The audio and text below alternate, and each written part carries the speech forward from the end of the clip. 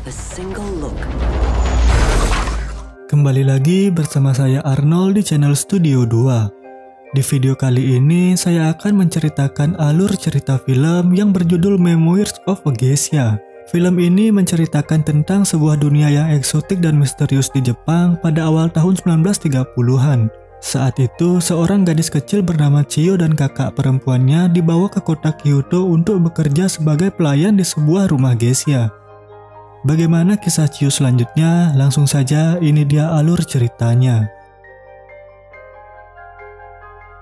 Di awal film, kita diperlihatkan oleh seorang anak kecil bernama Chiyo dan kakaknya yang bernama Satsu.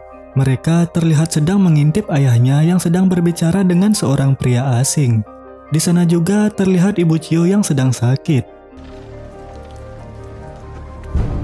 Setelah itu, Chiyo dan kakaknya yang sedang tidur dibangunkan oleh ayahnya dan diseret keluar. Mereka berdua lalu dipaksa masuk ke dalam kereta, dan mereka pun dibawa oleh pria asing yang ayahnya ajak bicara tadi.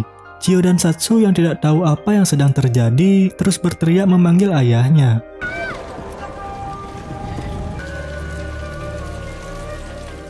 Mereka lalu diajak ke stasiun dan dibawa ke suatu rumah. Di rumah itu mereka berdua lalu dipisahkan karena seorang nenek di sana hanya memilih Chiyo, sedangkan Satsu kakaknya dibawa ke tempat lain. Di sana Chiyo diajak bertemu dengan pemilik rumah geisha atau yang biasa disebut Okea. Di sana Chiyo juga bertemu dengan seorang wanita seumurannya. Wanita itu bernama Pumpkin. Chiyo yang menangis karena ingin bertemu kakaknya mencoba ditenangkan oleh Pumpkin. Pumpkin berkata Chiyo sudah dijual oleh keluarganya dan jika Chiyo menuruti semua kata pemilik rumah, Chiyo akan disekolahkan dan akan menjadi seorang geisha. Di kemudian harinya, Chiyo menjalani tugasnya di rumah itu bersama Pumpkin. Saat Chiyo sedang berjalan di sebuah lorong, ia melihat seorang perempuan cantik yang sedang didandani layaknya seorang geisha.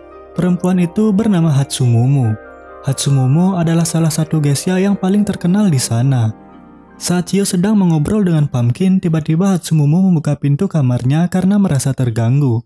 Hatsumumo lalu memarahi Chiyo dan berkata jangan sampai Chiyo berani masuk ke kamarnya dan menyentuh barang miliknya. Hari pertama Chiyo dan Pumpkin masuk sekolah geisha pun tiba.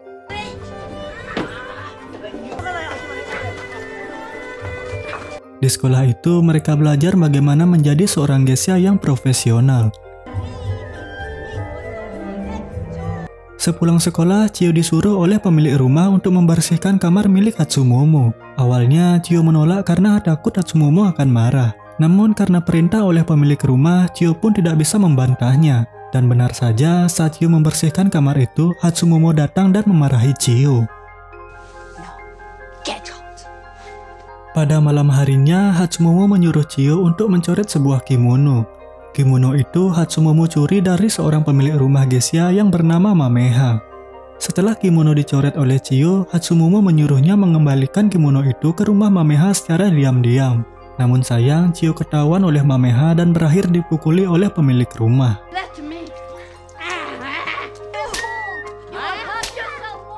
Di malam berikutnya, Chiyo ditugaskan untuk mengantar Hatsumumo ke tempat hiburan. Saat menunggu Hatsumumo menyelesaikan tugasnya, Chiyo berlari ke suatu tempat untuk mencari kakaknya. Rumah demi rumah pun ia susuri, sampai akhirnya ia berhasil bertemu dengan kakaknya. Mereka berdua lalu merencanakan untuk kabur dari tempat itu. Sang kakak berkata besok malam ia akan menunggu Chiyo di sebuah jembatan dan itu hanya satu-satunya kesempatan untuk mereka kabur dari sana. Saat Chiyo kembali ke Okea, tak sengaja ia melihat Hatsumumo yang sedang mantap-mantap dengan seorang pria bernama Koichi. Hatsumumo pun panik karena di saat bersamaan pemilik rumah mendengar ada sedikit keributan. Saat pemilik rumah keluar, Hatsumumo berbohong dan berkata bahwa Chiyo mencuri uangnya. Chiyo lalu berkata bahwa Hatsumumo membawa seorang pria bernama Koichi masuk ke kamarnya. Mendengar hal itu, pemilik rumah marah dan menampar Hatsumumo. Di hari berikutnya, pada malam harinya Chiyo berusaha kabur dari Okea dengan cara melewati genteng. Namun sayang sekali, Chiyo harus terpeleset dan jatuh dari atas genteng tersebut. Hal itu membuat Chiyo terluka dan kakaknya pun telah kabur meninggalkan Chiyo. Suatu hari di sebuah jembatan, Chiyo bertemu dengan seorang pria yang lebih tua darinya. Pria itu bernama Pak Ketua. Pak Ketua yang tahu saat itu Chiyo sedang bersedih memberikan sedikit motivasi untuk Chiyo, membelikannya es krim plum dan memberi Chiyo sedikit bekal. Semenjak saat itu, Chiyo memiliki tekad besar untuk menjadi seorang geisha agar dapat bertemu lagi dengan Pak Ketua.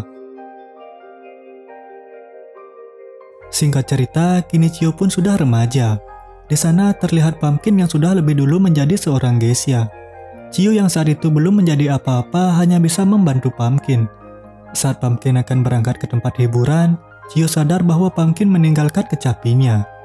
Bergegas Chiyo pergi ke tempat hiburan dengan membawa kecapi milik Pumpkin. Di tempat hiburan itu, Chiyo bertemu lagi dengan Pak Ketua.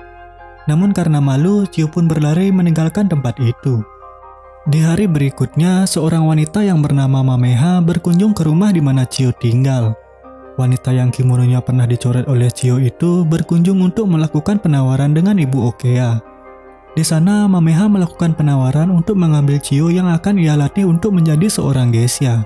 Setelah lama berunding, akhirnya Ibu Okea mengizinkan Chiyo untuk ikut dengan Mameha.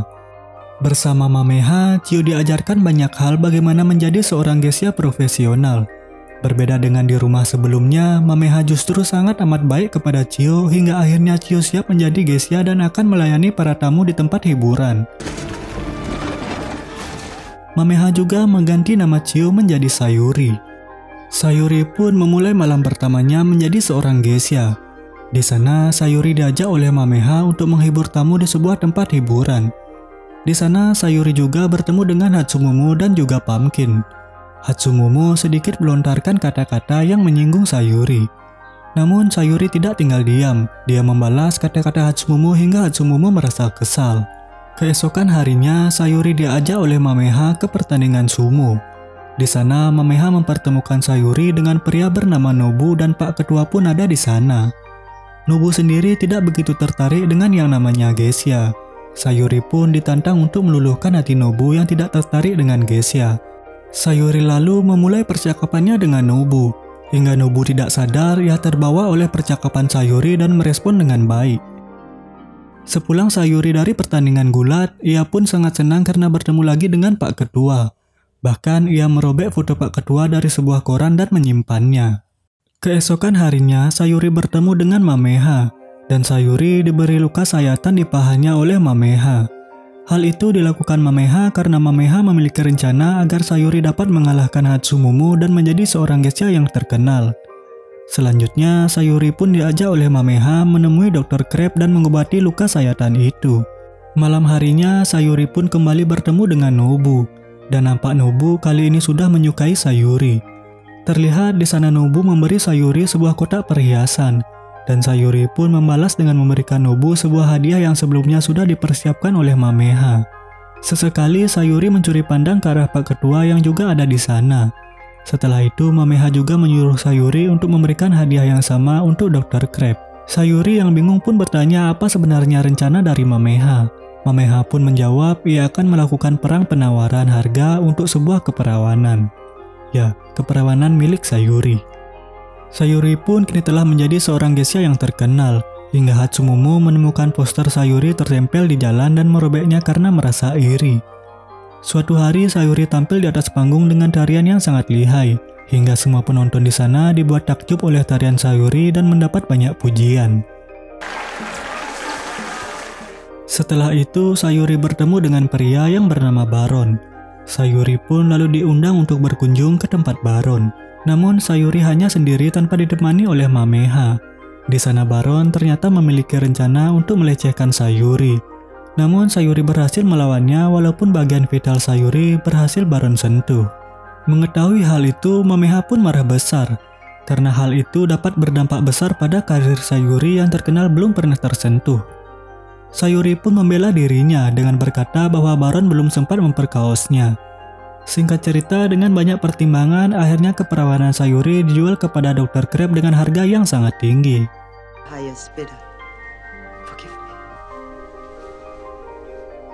Setelah melayani Dr. Crab, Sayuri pun pulang ke rumah dan menemukan Hatsumumu telah berada di kamarnya dengan memegang sapu tangan yang pernah diberikan oleh Pak Ketua. Sayuri lalu mencoba merebut sapu tangan itu dan terjadi perkelahian di antara mereka hingga tidak sadar sebuah lilin jatuh dan membakar seisi rumah. Give it back.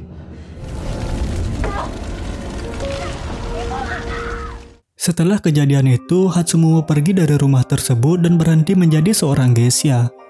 Saat berada di puncak karirnya, tak Sayuri sangka Perang Dunia Kedua pun terjadi hingga rumah para geisha harus dikosongkan. Sayuri pun dikirim ke sebuah desa terpencil oleh Shinobu. Di desa tersebut, Sayuri pun bekerja sebagai pembuat kimono. Setelah 1 tahun berada di desa itu, Nobu tiba-tiba datang untuk menemui Sayuri. Sayuri mendapat tawaran untuk menjadi seorang geisha sekali lagi untuk menghibur para tentara Amerika. Akhirnya Sayuri pun mengiyakan dan ia pun kembali bertemu dengan Pumpkin dan juga Mameha. Di sana juga Sayuri kembali bertemu dengan Pak Ketua. Dan Sayuri pun mulai menghibur para tentara Amerika. Sayuri sempat menemui Pumpkin dan menyusun rencana. Sayuri meminta tolong kepada Pumpkin agar Nobu mau menemui Sayuri pada jam 9 nanti. Karena pada jam 9 malam nanti, Sayuri akan berjumpa dengan tentara Amerika dengan harapan Nobu melihatnya dan berhenti mengejar Sayuri. Namun tak disangka yang datang ke depan itu malah Pak Ketua. Pak Ketua yang melihat itu merasa kecewa dan Sayuri pun terkejut lalu mengejarnya.